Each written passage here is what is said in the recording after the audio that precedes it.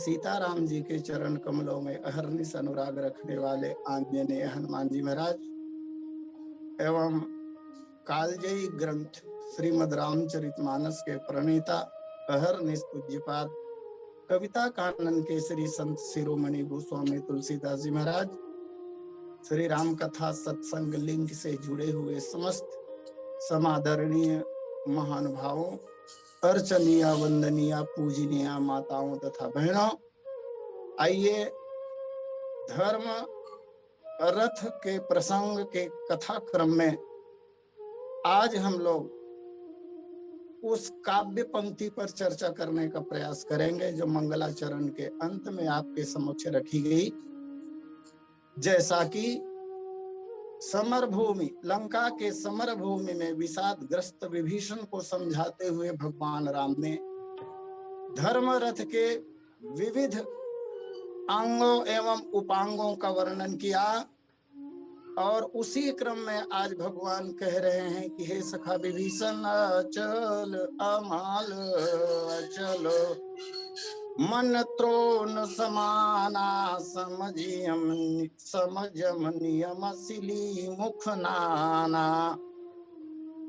आयुधों की चर्चा विगत कथाओं में हो चुकी है। भगवान श्री रामचंद्र जी महाराज का प्रमुख आयुध है धनुष एवं बाण। बाण की चर्चा पश्चात होगी। बाणों को सुरक्षित रखने के लिए जिस वस्तु की आवश्यकता होती है उसे तूण या तूनीर या तरकस कहा जाता है। इसके अभाव में रथी अपने बाणों को पर्याप्त मात्रा में सुरक्षित नहीं रख पाएगा और शत्रु की ओर से जब घोर प्रहार होगा उस समय अधिकाधिक मात्रा में बाणों का होना अति आवश्यक है, अन्यथा युद्ध जीता नहीं जा सकेगा। श्री राम जी ने कहा, सखा विभीषण मेरे पास जो तरकस है, वैसे भगवान के पास जो तूनीर है, जो तरकस है, उसका एक सुंदर सा नाम साहित्य में प्राप्त होता है, अक्षय तूनीर। ऐसा तरकस, ऐसा तूनीर, ऐसा त्रोण जिसका क्षय कभी नहीं होता। संग्रहित बाण उसमें कभी कम होते ही नहीं हैं। ऐसा तरकस भगवान के पास है। जैसे भौतिक युद्ध जीतने के लिए तरकस की आवश्यकता है, इसी तरह आंतरिक दुश्मनों पर विजय प्राप्त करने के लिए जिस तरकस की आवश्यकता है उस तरकस को कहा गया अमल अचल मन। यही तूनीर है, यही तरकस है। अमल मन, इसका तात्पर्य हुआ विशुद्ध मन, मल रहित, विकार रहित मन।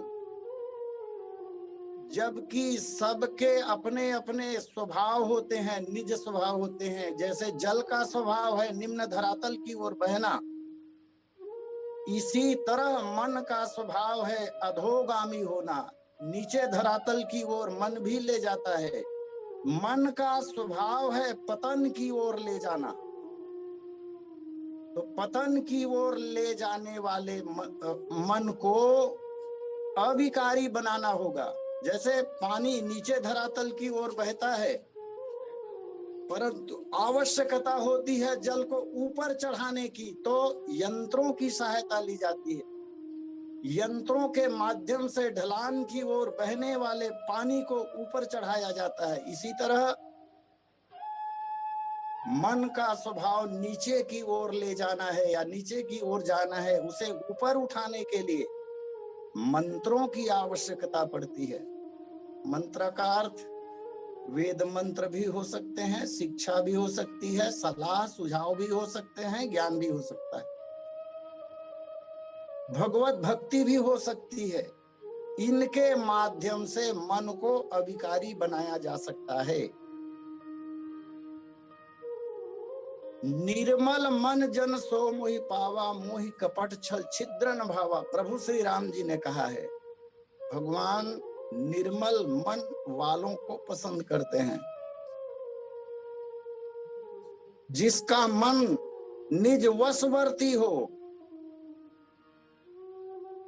अब निर्मल मन किसे कहा जाएगा? तो जो मन विषयों से विरक्ति को प्राप्त कर चुका हो, विषयों का चिंतन न करता हो, कदाचित विषयों का विचार अगर आ भी जाए तो तत्क्षण आत्मा रोक लगा दे और व्यक्ति विषयों की ओर न जाए। मन की चंचलता को रोककर स्थिर करना, मन में चंचलता न आए, संसार के जो भोग सामग्री है उनका चिंतन मन ना करे, यह है मन की पवित्रता। और जब तक मन पवित्र नहीं होगा तब तक वह मन अचंचल भी नहीं होगा, चलायमान होगा। इसलिए यहाँ भगवान श्री राम जो दो शब्द दे रहे हैं,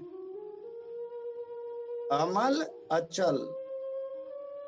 समल जो मन होगा वो कभी अचल हो ही नहीं सकता है। अचल मन को बनाने के लिए विकार रहित करना ही होगा। और जैसे अत्यंत वेगशाली घोड़े को नियंत्रित करने के लिए रस्सी की आवश्यकता होती है, उसी प्रकार चंचल मन को बांधने के लिए भक्ति की डोरी की आवश्यकता होती है। इस प्रकार मन को निर्मल किया जा सकता है। गोस्वामी जी महाराज ने बालकांड में बड़ी सुंदर बात कही, जिनका मन नियंत्रित नहीं है, अज्ञ अकोविद अंध अभागी, काई विषय बुकुर मन लागी। ये चार तरह के लोग, अज्ञ मतलब अज्ञानी, अकोविद जिन्हें शास्त्र ज्ञान नहीं है, ऐसे लोग अंधे हैं और दुर्भाग्यशाली हैं।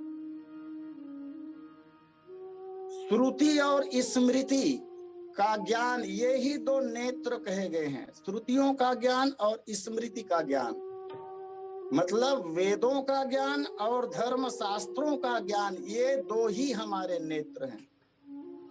और जब ये दो नेत्र रहेंगे, अर्थात श्रुति और स्मृति का ज्ञान रहेगा, तब यथार्थ दिखाई पड़ेगा।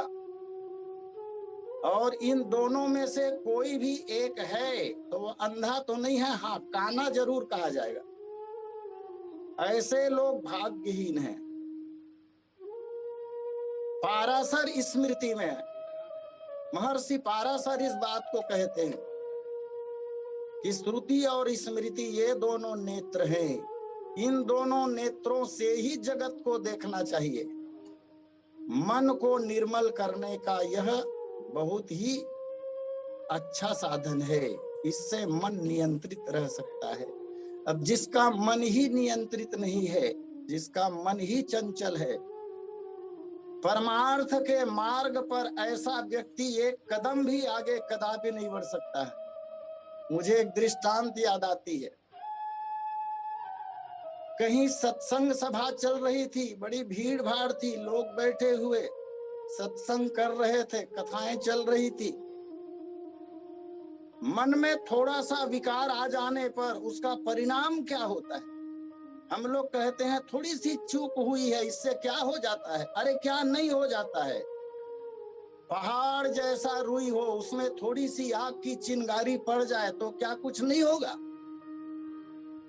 सत्संग सभा चल रही है, एक व्यक्ति बैठा हुआ है अन्य लोगों की तरह। पहले तो मन कथा में लगी, कुछ देर के बाद मन में चंचलता आई, मन में विकार आया, थोड़ी सी हलचल होती है उसके मन में। और ये मन इतना वेग दौड़ने वाला घोड़ा है कि इतना तीव्रगामी तो और कोई होता ही नहीं है। कथा पंडाल में बैठे हुए व्यक्ति के मन में चिंतन आया कि मुझे तो अभी होटल में होना चाहिए।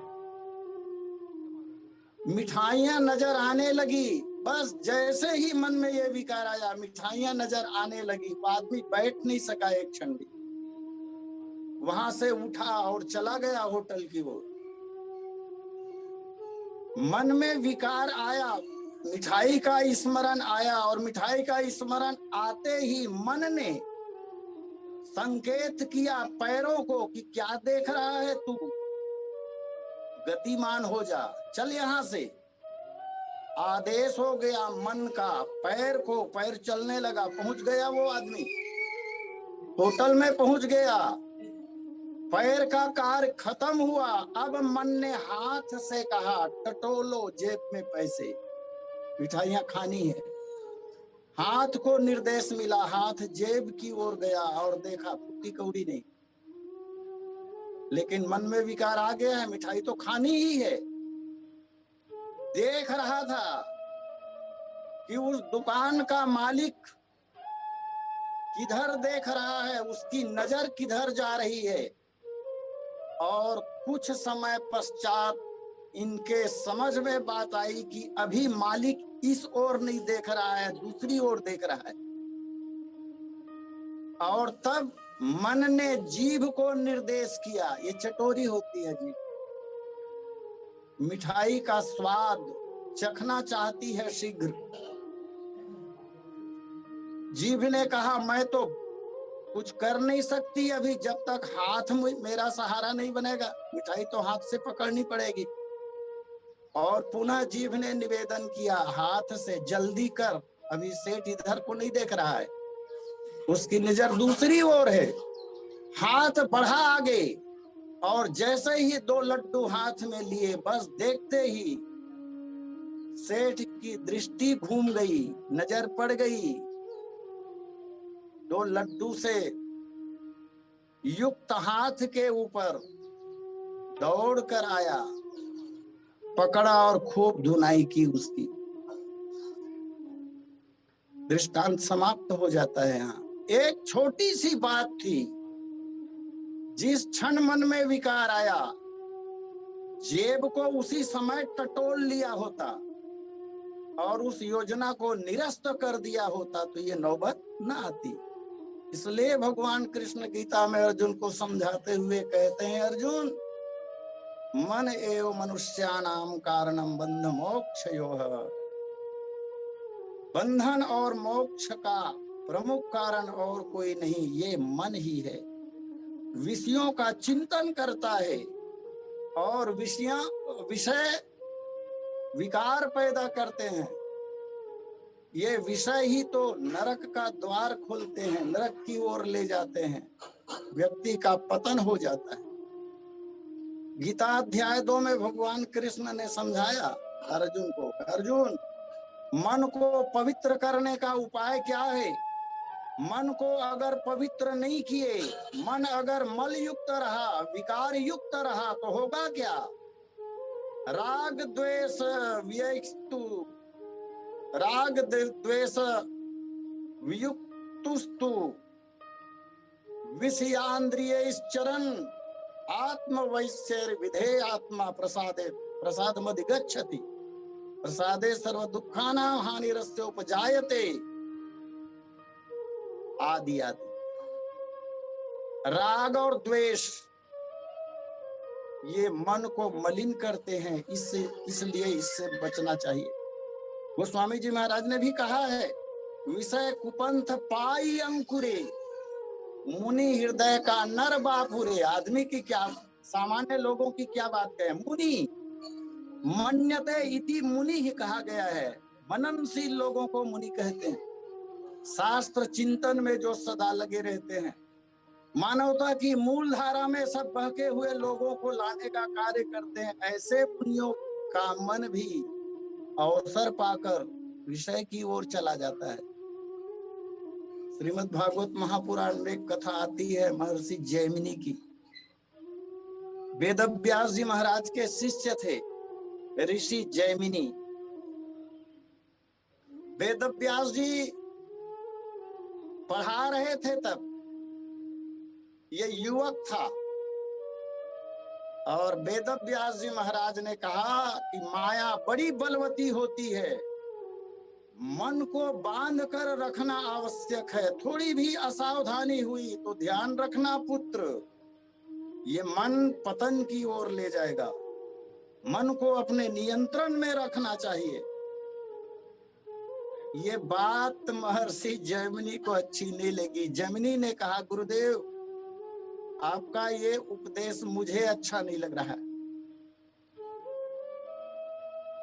हमारा मन हमारे नियंत्रण में है, ये मन भाग नहीं सकता इधर उधर। बहुत समझाने का प्रयास किया महर्षि वेदव्यास जी ने, लेकिन वह अडिग रहा। मेरा मन महाराज एक क्षण के लिए भी इधर उधर नहीं जा सकता। उस दिन का पाठ समाप्त हो गया। दूसरे दिन संध्या काल की बेला आई। उन दिनों में जो कुलपति महात्मा हुआ करते थे, उनके बहुत सारे शिष्य आश्रमों में रहकर विद्याध्ययन करते थे। सबके लिए अलग अलग कुटिया बनी होती थी। जैमिनी के लिए भी अलग कुटिया थी। बरसात के दिन थे, संध्या काल का समय। अपनी कुटिया के बाहर जैमिनी बैठे हुए थे, और उसी समय एक सुंदर सी लड़की, पानी हल्का हल्का गिर रहा था, भींगी हुई आई और जैमिनी से निवेदन किया, मैं परिस्थिति की मारी हुई कन्या हूं, भगवान मुझे रात्रि विश्राम के लिए कुटिया में आश्रय चाहिए। जैमिनी ने कहा, है कुमारी, ये ब्रह्मचारियों का आश्रम है, यहाँ युवतियों के लिए कोई स्थान नहीं है, आप कृपा कर चले जाइए। और तब उस कन्या ने कहा, महात्मन आप लोगों का जन्म ही परोपकार के लिए होता है। मैं एक तो कन्या, ऊपर से संध्या काल का समय, परिस्थिति की मारी हुई हूं, और केवल आश्रय ही तो चाहती हूं। कैसा ज्ञान है आपका? परिस्थितियों से मारी हुई एक कन्या को आप रात्रि विश्राम के लिए आश्रय नहीं दे सकते? क्या ऋषि का धर्म यही है? बात लग गई जैमिनी को, और जैमिनी ने कहा, देवी अंदर प्रवेश करो, तुम अंदर जाओ, कुटिया के अंदर दरवाजा बंद कर दो, दरवाजा खोलना मत। वो कन्या अंदर चली गई। पानी का बरसना तेज हो गया। कब तक बाहर बैठते, और कोई छाया थी नहीं। कुछ देर तक झेलते रहे, लेकिन जब ठंड से कांपने लगे जैमिनी, तो जैमिनी ने पुकारा। शुरुआती दौर में कन्या ने दरवाजा नहीं खोला, बहुत चिल्लाने पर दरवाजा खोला, जैमिनी प्रविष्ट।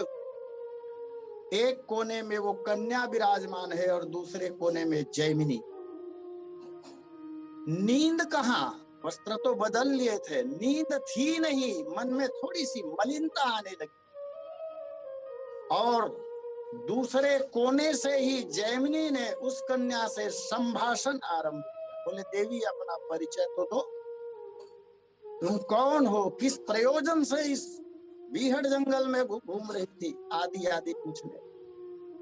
कन्या ने अपना परिचय दिया, और फिर बातें आगे बढ़ी। जैमिनी ने पूछ लिया, क्या तुम्हारा विवाह नहीं हुआ? बोले नहीं। क्यों नहीं हुआ? तो बोले अभी तक हमें पात्र वर मिला नहीं। जैमिनी ने कहा हम तो हैं। कन्या भी मान गई। ये सब समझाने के लिए भगवान की लीला है कि मन में थोड़ी सी कुटिलता, थोड़ा विचार अगर आया तो कहां ले जाएगा, इसका कोई भरोसा नहीं। ऋषि के प्रस्ताव को वो कन्या मान गई, लेकिन कन्या ने एक शर्त रख दी, कल भांवरें होंगी, कल आपके साथ मेरा विवाह होगा, लेकिन शर्त ये है ऋषिवर, आप मुझे अपने कंधे के ऊपर बैठाकर भांवरी लोगे। जैमिनी ने कहा देवी प्रस्ताव मंजूर है, और दूसरे दिन नियत समय में मंडप बनाया गया। कंधे के ऊपर उस कन्या को लेकर जैमिनी भांवरे ले रहे हैं। एक दो भांवर हो जाने के बाद जैमिनी को आभास हुआ कि मेरा कंधा हल्का हल्का क्यों लग रहा है। ऊपर की ओर देखा तो क्या देखा, कन्या गायब थी। कन्या थी ही नहीं कंधे के ऊपर। और नीचे देखा तो नीचे पूज्य गुरुदेव वेदव्यास जी खड़े हुए मिले। शर्म से आंखें झुक गई, और तब गुरुजी के चरणों में गिरकर प्रणाम करके क्षमा प्रार्थना की। गुरुदेव आपने सच कहा था। वैसे भरोसा अपने आत्मबल तो व्यक्ति में होना चाहिए, लेकिन ये मन कब कहां किसे ले जाएगा इसका कोई ठिकाना नहीं है, और अभिमान तो हो ही नहीं। इसलिए आवश्यक है मन को निर्मल करने की, इसलिए जरूरत।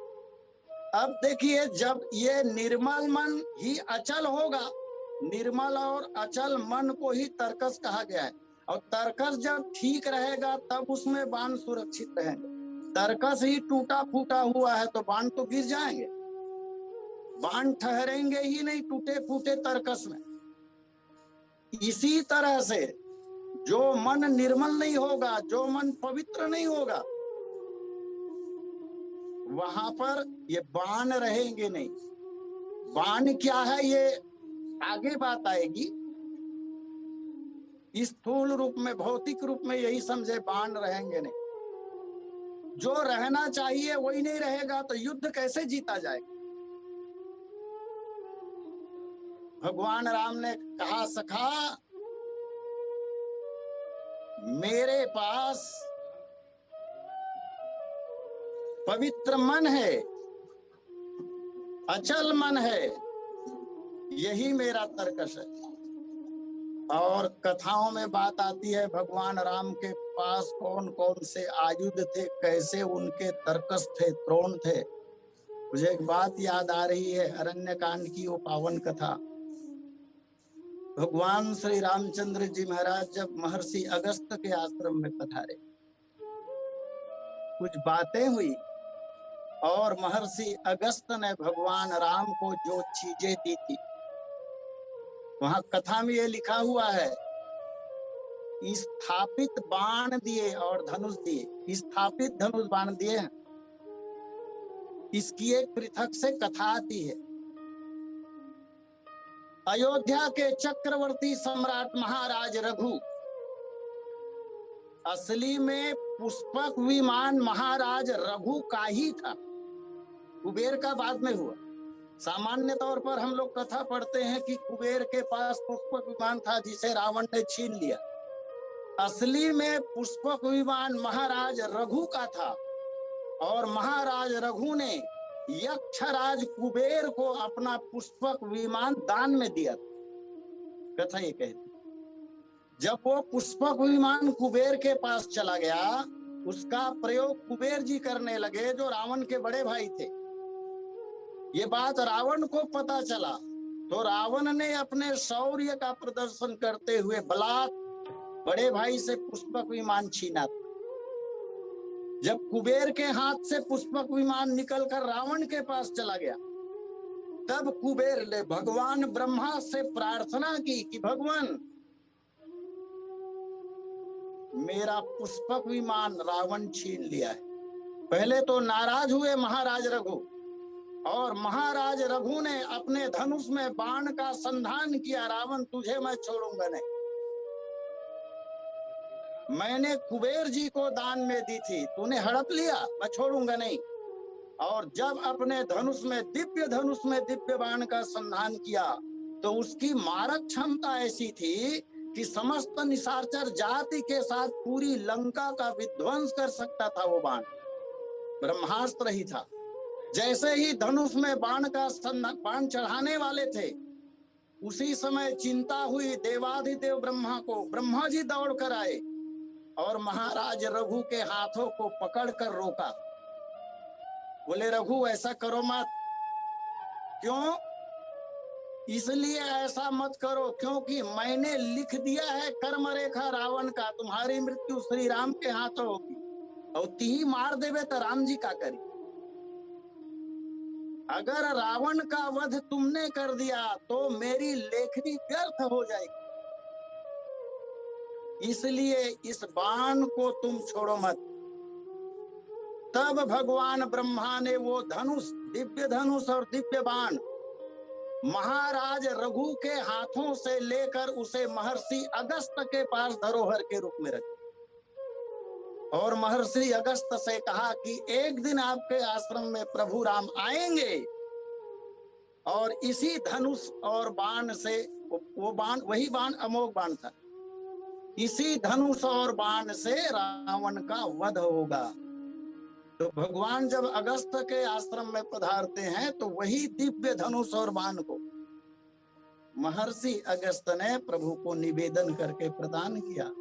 उसके साथ महर्षि अगस्त ने अक्षय तूनीर भी दिए, अक्षय बाण दिए, अक्षय तूनीर दिए और एक विचित्र चीज और दी थी, रत्न जड़ित खड्ग, रत्नों से जड़ा हुआ एक तलवार दिया था।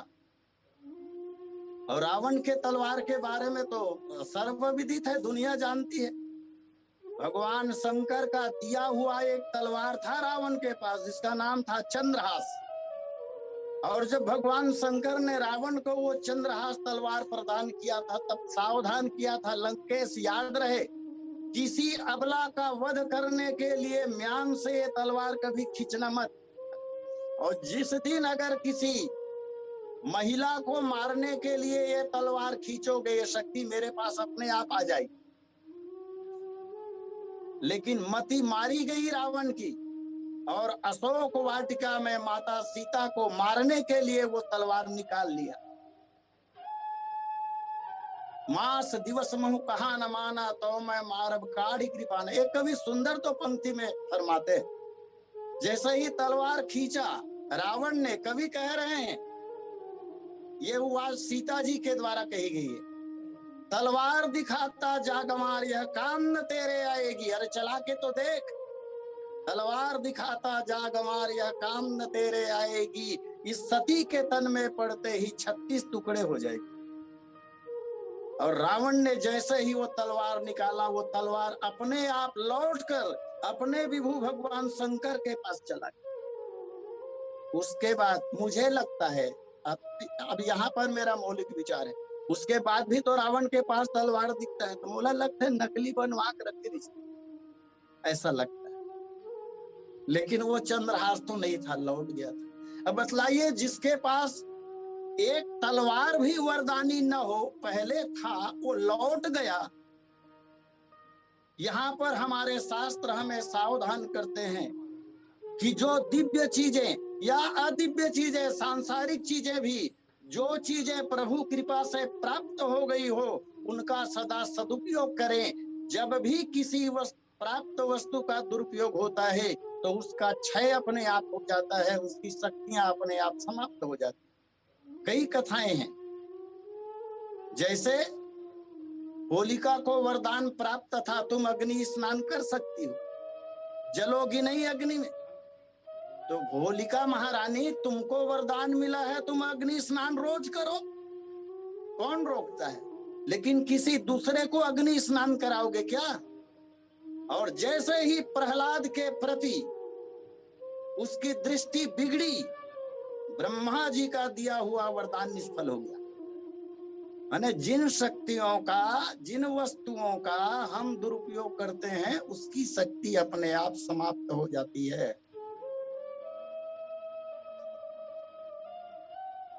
तो भगवान राम को दिव्यास्त्र प्राप्त हुए हैं अगस्त जी से।